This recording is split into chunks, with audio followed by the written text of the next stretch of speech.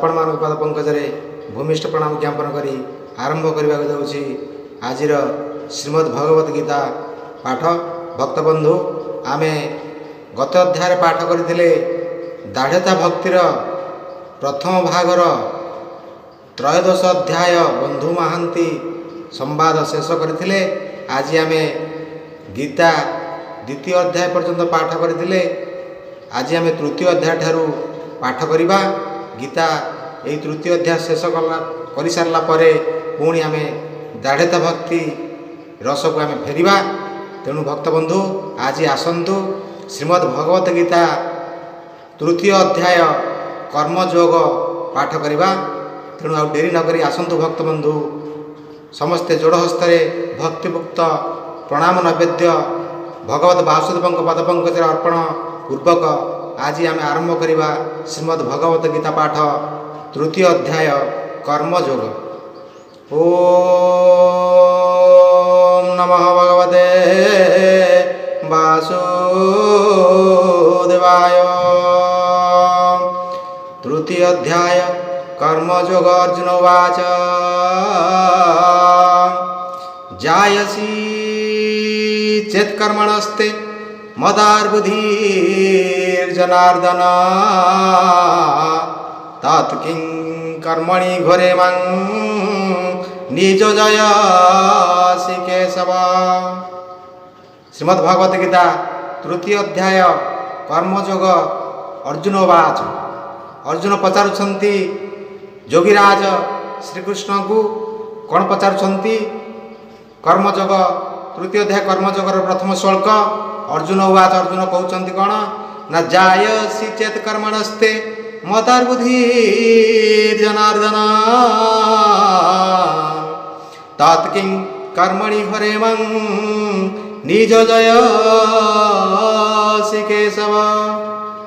हे जनार्दन आपण कर्मयोगरु ज्ञानयोग को श्रेष्ठ कले तेबे मोते कर्मयोगरे कहीं पकाउछंती।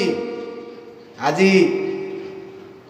भगवान को सखा अर्जुन पचारुछंती हे वासुदेव हे जदुपति हे सखा हे श्रीकृष्ण आपण तो कर्मयोगरु ज्ञानयोग को श्रेष्ठ आख्या देले मते पुणी कहीं कर्मयोगरे पकाउछंती बोली अर्जुन पचारुछंती आज सखा श्रीकृष्ण को कहते हे सखा श्रीकृष्ण आपण तो प्रमाण करदेले जे ज्ञान योग हेउची श्रेष्ठ योग। जे ज्ञान योग साधना करे बा अभ्यास करे ज्ञान योग हेउची श्रेष्ठ एवं ज्ञान योगी मो आपण देहरे लीन हो जाए बोली आपण कहिसंती एवं से नित्य ध्यान प्राप्त हुए से ये जन्म मरण चक्रु उद्धार पाई जाए दिव्य गति मिले ताको नित्य धाम नित्य सुख प्राप्त होता है। नित्य सुख मान भक्तबंधु कौन ना तो सी आउ जन्म मरण चक्र रे पड़े ना। नित्य सुख सदा सर्वदा से स्वर्ग रे रही भगवान को शरीर लीन हो जाए से सदा सर्वदा अमृत सुख प्राप्त हुए नित्य सुख तार सी आउ पृथ्वी के आसे ना से सदा सर्वदा भगवान को शरीर रे लीन हो जाए तार आउ जन्म मरण नहीं। तेणु आपण तो ज्ञान योग को श्रेष्ठ करदेले पुणी मते कहीं कर्मयोग रे पकाउछंती। भगवान संक्षेप रे प्रथम अध्याय द्वितीय अध्याय रे कहिसंती ज्ञान योग कथा। तेणु अर्जुन शुणिछंती भगवान श्रीकृष्ण ठारू भगवान श्रीकृष्ण ज्ञान योग श्रेष्ठ बोली अर्जुन को बुझाइछंती। तेणु अर्जुन आज सही कथा पचारुछंती भगवान रसराज श्रीकृष्ण को हे सखा हे वासुदेव आपण तो ज्ञान योग को श्रेष्ठ करदेले मते पुणी कहीं कर्मयोग रे पकाउछंती बोली अर्जुन आज प्रश्न पचारुछंती। हे जनार्दन आपण कर्मयोगरु ज्ञान योग को श्रेष्ठ कले तेबे मते कर्मयोग रे कहीं पकाउछंती। कहे अर्जुन जोड़ी कर हे जनार्दन जदुवीर कर्मयोगरु ज्ञान योग श्रेष्ठ करिल महाभाग एबे तू मते कर्म जोगे किंपा पकाऊ कहेबे जे युद्ध प्राणी हिंसा कर मोते पकाऊ किहे दूर मोते प्रवृत्त करू तही यह कारण कह तुही। कहते कहीं मते पुणी भगवान मते कहीं ये कर्मजोगर मते पकईल आपण तो कहते ज्ञान जोग श्रेष्ठ बोली मुझे बरं ज्ञान जोग को आपणे नेबी ये कर्मजोगर मते पुणी कहीं पकाउछंती। द्वितीय नंबर श्लोक व्यामी श्रेणेव वाक्यानं बुद्धिं होयसी ममे तदेकं पद निश्चित्य जेन श्रेयो हमाप्नुयां। तुम्भे केबे कर्मयोग को केबे ज्ञान योग को प्रशंसा करुच एपरी कथारे मु बड़ चिंतित केउटा ठीक मते कुह प्रभु।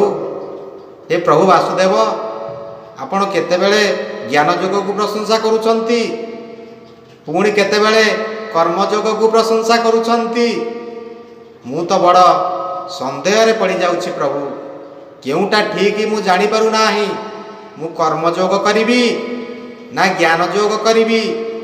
आपण तो दुईटा जाक कथा कहउछंती केतेबेले ज्ञान योग कथा कहउछंती केतेबेले कर्मयोग कथा कहउछंती तेणु ये दुईटा भितरु केउटा ठीक मते आपण संदेह मोचन करी कहंतु मु सेई योग ही करिबी। जदि कर्मयोग करिबा उचित ताले कर्मयोग करिबी जदि ज्ञान योग करिबा उचित तेबे ज्ञान योग ही करिबी। हे वासुदेव मते केउटा ठीक टिके बुझेई देई कहंतु। केबे कर्म योग प्रशंसा केबे ज्ञान योग प्रशंसा तोर ए मिश्रित वचने मो बुद्धि भ्रमई सघने। एबे निक मध्य श्रेष्ठ केही ऐसे कथा कह दया वही। हे वासुदेव ज्ञान योग श्रेष्ठ कि कर्मयोग श्रेष्ठ केउटा श्रेष्ठ मते टिके बुझाई दे कहतु मोर संदेह मोचन करंतु।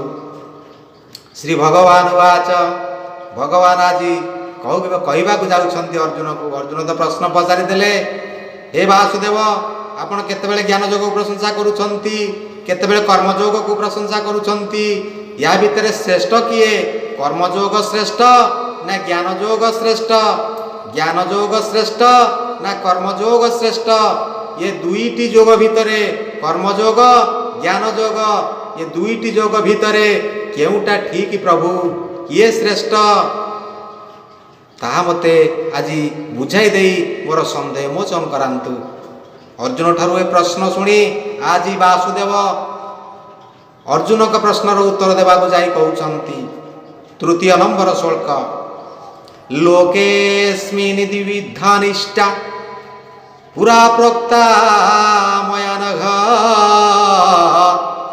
ज्ञान योगेन सांख्यनं कर्म योगेन योगिनं। बड़ आश्चर्य कथा भक्त बंधु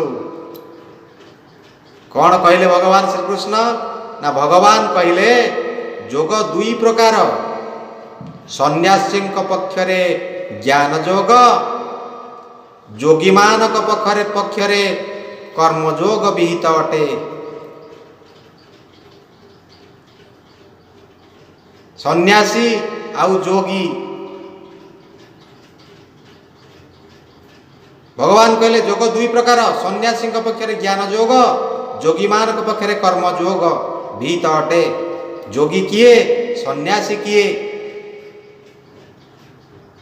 सन्यासी जे कौन करथांती ना ये भव संसार को त्याग कर ଯାଇ ଘୋର ଅରଣ୍ୟରେ କ'ଣ କରନ୍ତି ନା ତପ କରନ୍ତି। ତାଙ୍କର ଏ ସଂସାର ପ୍ରତି ବିଷୟ ବାସନା ପ୍ରତି ତିଳେ ମାତ୍ର ସ୍ପୃହା ନଥାଏ। ସେ ହେଲେ ସନ୍ନ୍ୟାସୀ ଯୋଗୀ, ଯେ ଏ ଗୃହ ସଂସାର ଭିତରେ ରହି ଭଗବାନଙ୍କୁ ଯୋଗ ମାଧ୍ୟମରେ ପାଇବା ପାଇଁ ଚେଷ୍ଟା କରନ୍ତି, କର୍ମ ଯୋଗ ମାଧ୍ୟମରେ। ସେ ହେଲେ ଯୋଗୀ। ସେଇଥିପାଇଁ ତ ଭାଗବତରେ ଭାଗବତକାର ଜଗନ୍ନାଥ ଦାସ ଲେଖିଛନ୍ତି, ଗୃହରେ ରହିଣ ପାର୍ଥ ବିହିତ କର୍ମ କରି, ସେହି କର୍ମଟିକୁ ପାର୍ଥ କେହି ନୁହେଁ ସରି। ଏ ଗୃହ, ଏ ବିଷୟ ବାସନା ଭିତରେ ରହି, ଶତ୍ରୁମାନଙ୍କ ଭିତରେ ରହି, ଲୋଭ ମୋହ ମଦ ମାଶ୍ଚର୍ଯ୍ୟ ଆ ଭିତରେ ରହି ୟାକୁ ସମସ୍ତଙ୍କୁ ନିଜ ବଶରେ ରଖି ଯିଏ କର୍ମଯୋଗ ମାଧ୍ୟମରେ ବୈରାଗ୍ୟ ହୃଦୟକୁ ଆଣି ଭଗବାନଙ୍କୁ ଯୋଗ ସାଧନା କରେ, ସେ ହେଲା ଯୋଗୀ। ଯୋଗ ମାଧ୍ୟମରେ କର୍ମଯୋଗ ମାଧ୍ୟମରେ କର୍ମଯୋଗ କଲେ ଏ ଶରୀରକୁ କ'ଣ ଆସିବ ନା ବୈରାଗ୍ୟ ଭାବନା ଆସିବ। ବୈରାଗ୍ୟ ଭାବନା କେମିତି ଆସିବ? ବୈରାଗ୍ୟ ଆସିଲେ ଭକ୍ତ ବନ୍ଧୁ ଭକ୍ତି ଜାଗ୍ରତ ହେବ। ତେଣୁ କର୍ମ କରିବାକୁ ପ୍ରଥମେ ପଡ଼ିବ। ପ୍ରଥମେ କର୍ମ କଲେ କର୍ମ ବାସନାରୁ ବୈରାଗ୍ୟ ଜାତ ହେବ। ସମସ୍ତଙ୍କର ଜାତ ହେବ ନାହିଁ ଭକ୍ତ ବନ୍ଧୁ। ଯିଏ ଭଗବାନଙ୍କ ପଦ ପଙ୍କଜରେ ଲୟ ରଖି ଚାଲିଥିବ, ସଦା ସର୍ବଦା ଭଗବାନଙ୍କୁ ସମସ୍ତ ସବୁକିଛି ଅର୍ପଣ କରିସାରିଥିବ, ତନ ମନ ଧନ ପ୍ରାଣ ଜୀବନ ସବୁକିଛି ଯେ ଅର୍ପଣ କରିଥିବ, ସେ କର୍ମ କଲା ପରେ ତାର ବୈରାଗ୍ୟ ଆସିବ। ତେଣୁ ଭଗବାନ କହିଲେ, ମୋର ଯାହାକୁ କରୁଣା, ମୋର ଯାହାକୁ କରୁଣା, ସେ କିବା ମୋ ଠାରୁ ହେବ ଉଣା। ଭଗବାନ କହିଲେ, ମୋର ଯାହାକୁ କରୁଣା ଥାଏ ମୁଁ ତାକୁ ସମସ୍ତ ଫଳ ଦେଇଥାଏ। ମୁଁ ଆତ୍ମରୂପେ ପ୍ରବେଶ କରି ତା ହୃଦୟରେ ତମ ଆଦି ଅଜ୍ଞାନକୁ ବିନାଶ କରେ, ତତ୍ଵ ଜ୍ଞାନ ଦେଇଥାଏ। ପୁଣି ଭଗବାନ କହିଲେ, କ'ଣ କହିଲେ ନା ମୋର ଯାହା ପ୍ରତି କରୁଣା ନାହିଁ ସେ ମୋ ଜ୍ଞାନରୁ କାଣିଚାଏ ସୁଦ୍ଧା ପାଇପାରିବ ନାହିଁ। ତେଣୁ ଭଗବାନଙ୍କ ପଦ ପଙ୍କଜରେ ଲୟ ରଖି ଯେ ସଦା ସର୍ବଦା ଚାଲେ କର୍ମଯୋଗ କରେ, ସେ ହେଲା ଯୋଗୀ। ତେଣୁ ସନ୍ନ୍ୟାସୀ ଯୋଗୀ ଦୁଇ ପ୍ରକାର। ଭଗବାନ କହିଲେ ସନ୍ନ୍ୟାସୀଙ୍କ ପକ୍ଷରେ ହେଲା ଜ୍ଞାନ ଯୋଗ ଶ୍ରେଷ୍ଠ, ମୁଁ ଯୋଗୀମାନଙ୍କ ପକ୍ଷରେ କର୍ମଯୋଗ ଶ୍ରେଷ୍ଠ ବୋଲି ଭଗବାନ ବାସୁଦେବ ଏଠାରେ କହିଲେ।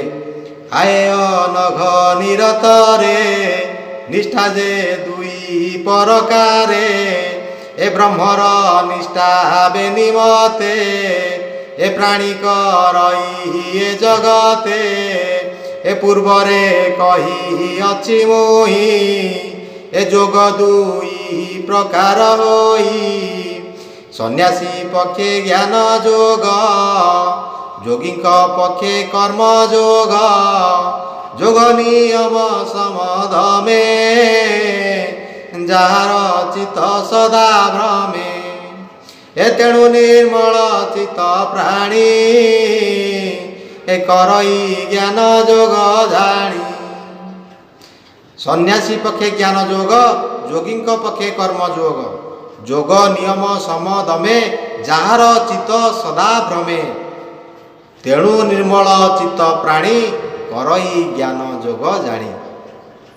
ଭଗବାନ କହିଲେ, ଯୋଉ ହେ ଅର୍ଜୁନ ମୋତେ ଯୋଉ ପଚାରୁଛ ଯୋଗ ଦୁଇ ପ୍ରକାର ଏବଂ କେଉଁଟା ଠିକ୍ କେଉଁଟା ଭୁଲ ବା କିଏ ଶ୍ରେଷ୍ଠ ମୋତେ ତୁମେ ବୁଝାଇ ଦିଅ। ତୁମେ ଶୁଣ ଅର୍ଜୁନ, କାହା ପକ୍ଷରେ କେଉଁ ଯୋଗ କରିବା ଶ୍ରେଷ୍ଠ ମୁଁ ଆଜି ତୁମକୁ କହୁଛି। ଯେ ସନ୍ନ୍ୟାସ जे भव संसार त्याग कर अरण्य घोर अरण्य तपस्या करुछंती सन्यास संसार त्याग करिछंती सन्यास नैछंती संसार त्याग करिवाला सन्यास ए भव संसार भितर न रही